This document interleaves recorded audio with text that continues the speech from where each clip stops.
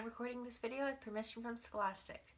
Welcome back, guys. Today we're going to be reading chapter 42 and 43 of The Tale of Despereaux. I'm going to try to get through this book. I know it's the last week of school and I want to make sure to finish this book for those of you guys who've been following along the whole time. If you have, it makes me really happy. I've really enjoyed being able to read with you guys. So I won't do too much backstory because I know you guys are paying attention, but we did leave off with Despereaux saying that maybe he'll just have to do it himself and he's going to become the knight in shining armor. So after he realizes that this suit of armor is empty and just kind of like a shell, he said, what if it had been empty for a reason? What if it had been empty because it was waiting for him? So Despereaux's kind of stepping into this happily ever after narrative and realizing he's got to do the hard work. So we're kind of seeing all the characters intertwine right now, and I just want to continue because this author is keeping me on my toes. Hopefully they're keeping you on your toes as well.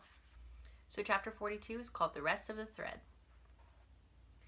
The threadmaster was sitting atop his spool of thread, swinging his tail back and forth and eating a piece of celery. "Well, look there," he said when he saw Despereaux. "Would you just look at that? It's the mouse who loved a human princess. Back from the dungeon in one piece. The old threadmaster would say I didn't do my job well because you were still alive, I must have tied the thread incorrectly. But it is not so. And how do I know it is not so? Because the thread is still around your neck." He nodded and took a bite of his celery. "I need the rest of it," said Despereaux. "The rest of what? Your neck?" "The rest of the thread." "Well, you can't just hand it over to any old mouse," said the threadmaster. "They say red thread is special, sacred, though I myself, having spent so much time with it, know it for what it is." "What is it?" said Despereaux. "Thread," said the threadmaster. He shrugged and took a loud bite of celery. "Nothing more, nothing less. But I pretend, friend, I pretend. And what, may I ask, do you intend to do with the thread?" "Save the princess." "Ah, yes, save the princess, the beautiful princess. That's how this whole story started, isn't it?" "I have to save her. There is no one to do it but me." It seems to be that way with most things. No one to do the really disagreeable jobs except oneself. And how exactly will you use the spool of thread to save a princess? "A rat has taken her and hidden her in the dungeon, so I must go back to the dungeon, and it is full of twists and turns and hidden chambers." "Like a maze," said the threadmaster. "Yes, like a maze. And I have to find my way to her, wherever she is hidden, and then I have to lead her back out again, and the only way to do that is with the thread." Gregory the jailer tied a rope around his ankle so that he would not get lost. As the mouse said this, he shuddered, thinking of Gregory and his broken rope, dying, lost in the darkness. "I," said Despereaux, I will use the thread." The threadmaster nodded. I see, he said. He took a meditative bite of celery. "You, friend, are on a quest." "I don't know what that is," said Despereaux. "You don't have to know. You just have to feel compelled to do the thing, the impossible, important task at hand." "Impossible?" said Despereaux. "Impossible," said the threadmaster. "Important," he said, chewing his celery and staring somewhere past Despereaux, and then suddenly he left off his spool. "Who am I to stand in the way of the quest?" he said. "Roll her away." "I can have it?" "Yes, for your quest." Despereaux put his front paws and touched the spool. He gave it an experimental push forward. "Thank you," he said, looking into the eye of the threadmaster. "I don't know your name."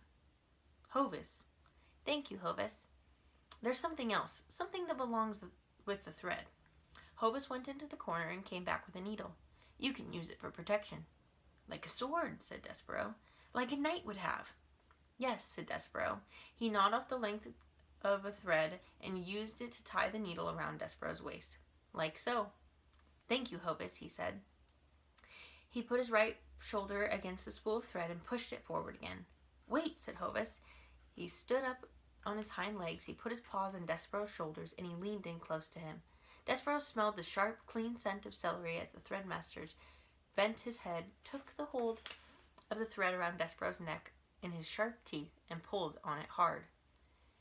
"There," said Hovis, when the piece of thread broke and dropped to the ground. "Now you're free. You see, you're not going into the dungeon because you have to. You're going because you choose to." "Yes," said Despereaux, "because I am on a quest." The word felt good and right in his mouth. Quest. Say it, reader. Say the word quest out loud. It is an extraordinary word, isn't it? So small, yet so full of wonder, so full of hope. Goodbye, said Hovis as Despereaux pushed the spool of thread out of the headmaster's hole.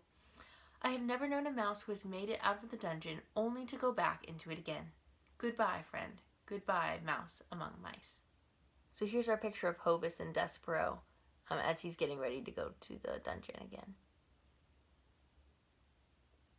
So that is a really important message to this this chapter, is that Despereaux is not going because he has to. He's had you can see his character has grown. At the beginning he was really nervous and scared, and he not only conquered the dungeon, but he's choosing to go back in order to rescue somebody else. So I would say Despereaux is a mouse of character.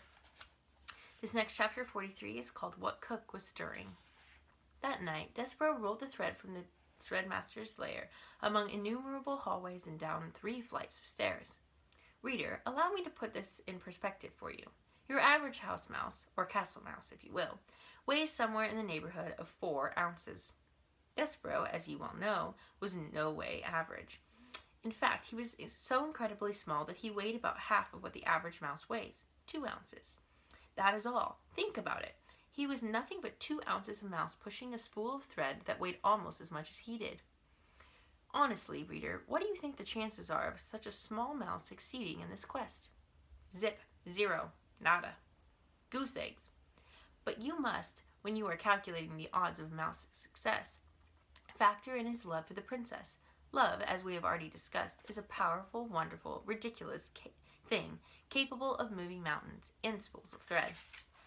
Even with a love and purpose in his heart, Despereaux was very, very tired when he reached the door to the castle kitchen at midnight. His paws were shaking and his muscles were jumping, and the place where his tail should be was throbbing.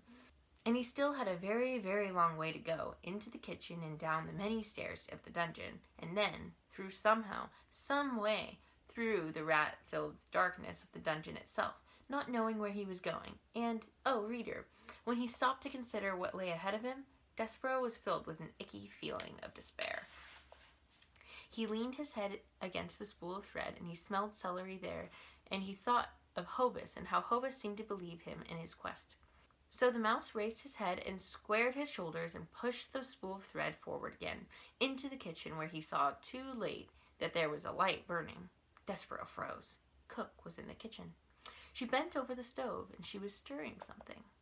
Was it a sauce? No. Was it a stew? No. What Cook was stirring was soup. Soup, reader. In the king's own castle, against the king's law, right under the king's very nose, Cook was making soup. As the mouse looked on, Cook put her face into the steam rising from the pot and took a deep breath. She smiled a beatific smile, and the steam rose around her and caught the light of the candle and made her a halo over her head. Despereaux knew how Cook felt about mice in her kitchen. He remembered quite clearly her instructions to Mig regarding himself. Kill him.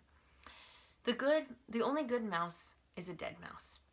But he had to go through the cook's kitchen to get to the dungeon floor, and he had no time to waste. Soon daylight would dawn, and the whole castle would be awake, and the mouse would have no chance at all of pushing a spool of thread across the floor without attracting a great deal of attention. He would have to sneak past the mouse-hating cook now. And so, screwing his courage to the sticking place, Despereaux leaned against the spool of thread and set it rolling across the floor. Cook turned from the stove, a dripping spoon in her hand and frightened look on her face, and shouted, "Who's there?" So that's going to be all for today. Stick around for our next video tomorrow so we're making really good progress and we want to finish this book together. So stay tuned. Bye, guys.